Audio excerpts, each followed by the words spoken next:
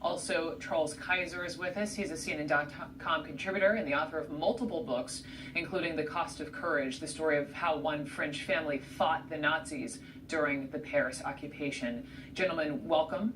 And thank you. Charles, let me just begin with you. I mean, now that you're hearing, we're getting some of the information coming out of this New York Times meeting that Trump has disavowed this particular group. Is that enough for you? Well, I'm delighted that Mr. Trump has visited my alma mater at the New York Times and said that he doesn't want to do this anymore, but I want to give him a little advice for the future if he does not want to stimulate the alt-right. First thing, he should never retweet someone with the name White Genocide who lists his address as Jew America. That's what he did in February.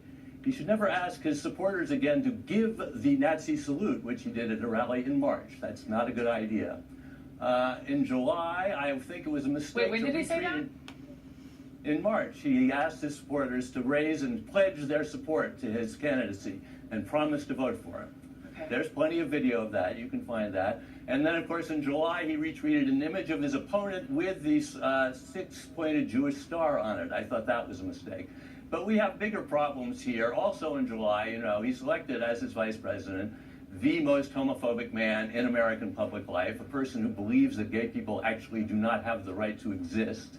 And then, you know, if you don't want to support the alt-right, don't choose as a White House counselor a man who uses the word nigger, whose wife says that he did not want his daughters to go to a school with too many Jews.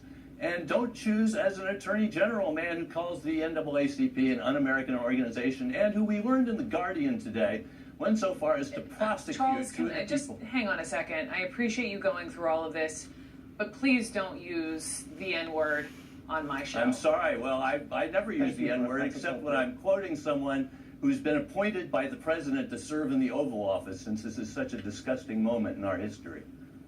Let me go back to my original question. Currently, the fact that Mr. Trump has disavowed this group, is that enough? Well, you know, actions speak louder than words, and all of his actions have been things that encourage groups like these, by appointing Jeff Sessions as Attorney General, by appointing Bannon as a White House counselor. You can't do one thing and then expect the other to happen. And just peering into the camera on 60 Minutes and saying, don't do it, doesn't seem to be very effective. Harris, let me hear from you. Is it enough for you? First of all, Brooke, I appreciate you making that comment about the utilization of the N-word. It's highly offensive and inappropriate, and I appreciate that. The second point is this. I believe it is enough.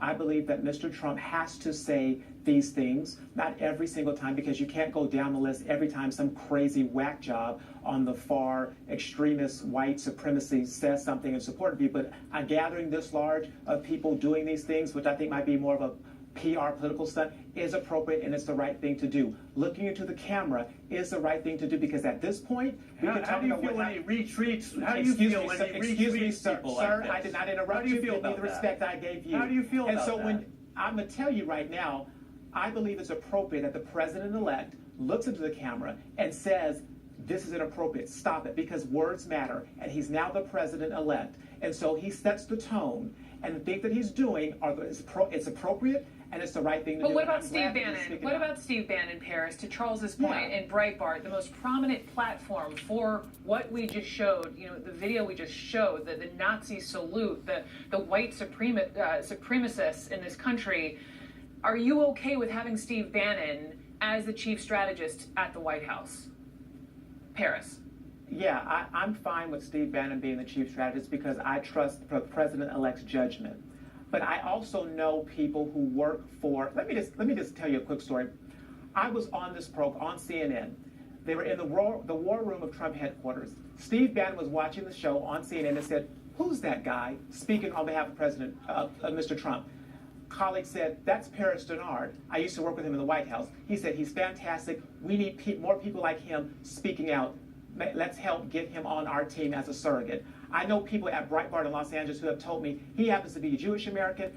The two people in the office, one is Mexican American, the other one is African American. That's the Breitbart that I know. Those are the people that I know that work there. The Breitbart that we know is the one who says that your interruptions are inappropriate. And so the point is, there are people who work at Breitbart every single day. And look, I will be totally transparent. Are there things on Breitbart that I don't like that I think that should not be on there? Sure. There's things that are on Drudge Report that I don't like. There are people that you put on this program on CNN that I don't like. But it's a platform, and we have the First Amendment. How do you feel about the tone he's set by appointing an attorney general who was denied a federal judgeship because of extensive evidence that he is a racist? How do you feel about that?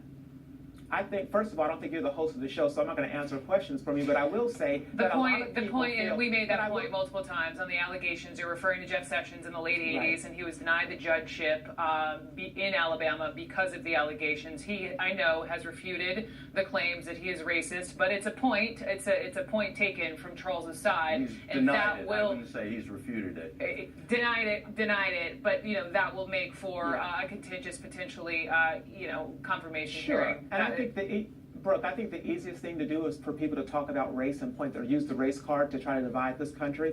I think Senator Sessions is an honorable man. I think that he's doing a great job, and I know that as particular HBCUs, he's been a strong proponent of them. Many of them come from the South, and I know he represents them. And so I believe that he's going to be someone who's going to be confirmed. And we can go back and look at everyone's history. I'm sure the person sitting next to me on this program has said some things that he would regret. But we have to look forward. I think it's shameful that any African American would support this man to be Attorney General. Sir, you don't know why. You know what? I don't question your allegiance to the people that you support. I will tell you why I support Mr. Trump, who's the president-elect, because I think he's going to do good things for this country, and particularly good things for my community. How do you feel when... All right, gentlemen, we're done. We're done. I appreciate both your voices. I am still, the more I've sat here and listened to the fact that somebody used the N-word on this show,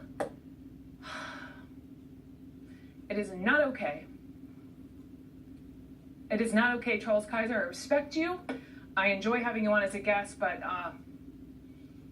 not okay. By the way, the claim that Mr. Bannon used the N-word, I've never heard of this. So there's that. Take a break.